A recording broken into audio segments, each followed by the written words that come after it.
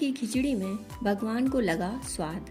ठाकुर जी को चढ़ने लगा खिचड़ी का प्रसाद। श्री कृष्ण की परम उपासक कर्माबाई जी से तो आप सभी परिचित ही होंगे। कर्माबाई जी भगवान को बाल भाव से भजती थीं। बाल रूप ठाकुर जी से वह रोज ऐसे बातें करती जैसे बिहारी जी उनके पुत्र हों और उनके घर में ही वास करते हों। एक दिन उनकी इच्छा हुई कि बिहारी जी को फल मेवे की जगह अपने हाथ से कुछ बनाकर खिलाऊं। उन्होंने प्रभु से अपनी इच्छा बता दी। भगवान तो भक्तों के लिए सर्वथा प्रस्तुत हैं। गोपाल बोले, जो भी बनाया हो वही खिला दो, भूख लगी है। कर्माबाई जी ने खिचड़ी बनाई थी। ठाकुर जी को खिचड़ी दी और उन्होंने बड़े चाव से खाया।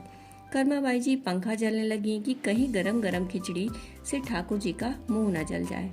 संसार को अपने मुख में समाने वाले भगवान को भक्त एक माता की तरह पंखा कर रही हैं। भगवान भक्त की भावना में विभोर हो गए। भक्त वत्सल भगवान ने कहा, मुझे तो खिचड़ी बहुत अच्छी लगी, मेरे लिए आप रोज खिचड़ी ही पकाया करो, मैं तो यही खाऊंगा।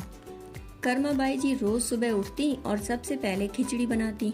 बिहारी जी भी सुबह सवेरे दौड़े आते ही कहते, माता जल्दी से मेरी प्रिय खिचड़ी लाओ। प्रतिदिन का यही क्रम बन गया। भगवान सुबह सुबह आते, भोग लगाते और फिर चले जाते। एक बार एक साधु कर्माबाई जी के पास आया। उसने सुबह सुबह सबसे पहले खिचड़ी बनाते देखा तो नाराज होकर कहा, सर्वप्रथम नहा धोकर पूजा पाठ करनी चाहिए, लेकिन आपको तो पेट की चिंता सताने लगती है। कर्माबाई जी बोली, क्या करूं, संसार जिस भगवान की पूजा अर्चना कर रहा होता है वही सुबह सुबह भूखे आ जाते हैं, उनके लिए ही तो खिचड़ी बनाती हूँ। साधु ने सोचा कि शायद कर्माबाई की बुद्धि फिर गई है, जैसे भगवान इनकी खिचड़ी के लिए भूखे रह जाते हैं। उसने कहा कि भगवान को अशुद्ध कर रही हो, सुबह स्नान के बाद पहले रसोई की सफाई करो, फिर भगवान के लिए भोग बनाओ। अगले दिन कर्माबाई जी ने ऐसा ही किया। जैसे ही सुबह हुई भगवान आए और बोले, माँ मैं आ गया, खिचड़ी लाओ। कर्माबाई जी ने कहा, अभी मैं स्नान कर रही हूँ, थोड़ा रुको। थोड़ी देर बाद भगवान ने आवाज लगाई, जल्दी कर माँ, मेरे मंदिर के पट खुल जाएंगे, मुझे जाना है। वह फिर बोली, अभी मैं सफाई कर रही हूँ। भगवान ने सोचा, आज माँ को क्या हो गया है, ऐसा तो पहले कभी नहीं हुआ। भगवान ने झटपट जल्दी जल्दी खिचड़ी खाई। आज खिचड़ी में भी भाव का वह स्वाद नहीं आया। जल्दी जल्दी में भगवान बिना पानी पिए ही भागे। बाहर संत को देखा तो समझ गए, जरूर इसी ने कुछ सिखाया है। ठाकुर जी के मंदिर के पुजारी ने जैसे ही पट खोले तो देखा भगवान के मुंह में खिचड़ी लगी थी। वे बोले, प्रभु ये खिचड़ी कैसे आपके मुंह में लग गई? भगवान ने कहा, पुजारी जी आप उस संत के पास जाओ और उसे समझाओ मेरी माँ को कैसी पट्टी पढ़ाई। पुजारी ने संत से सारी बात कही। संत घबराए और तुरंत कर्माबाई जी के पास जाकर कहा, ये नियम धर्म तो हम संतों के लिए हैं, आप तो जैसी बनाती हो वैसे ही बनाओ। ठाकुर जी खिचड़ी खाते रहे। भगवान अपनी बनाई व्यवस्था को कभी बदलते नहीं।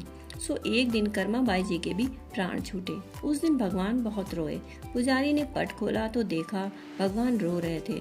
पुजारी ने रोने का कारण पूछा तो भगवान बोले, आज मेरी माँ इस लोक को छोड़कर मेरे लोक को विदा हो गई, अब मुझे कौन खिचड़ी बनाकर खिलाएगा। पुजारी ने कहा, प्रभु आपको माता की कमी महसूस ना होने दी जाएगी, आज से सबसे पहले रोज खिचड़ी का भोग लगेगा।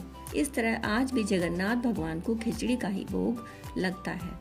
ये किंवदंतियां हैं भक्तों की भगवान के प्रति आस्था और बदले में भगवान का भक्तों के प्रति कई गुना ज्यादा स्नेह को बताने के लिए ये कथाएं अस्तित्व में आईं। इनमें आप भक्ति का रस चखने की कोशिश करें तो आनंद आएगा। ईश्वर की शक्ति के आगे तर्कशीलता भी नतमस्तक होती है। तभी तो चिकित्सा विज्ञान के लोग भी कहते हैं कि दवा से ज्यादा दुआ काम आएगी। दोस्तों, कहानी सुनने के लिए आपका बहुत बहुत आभार।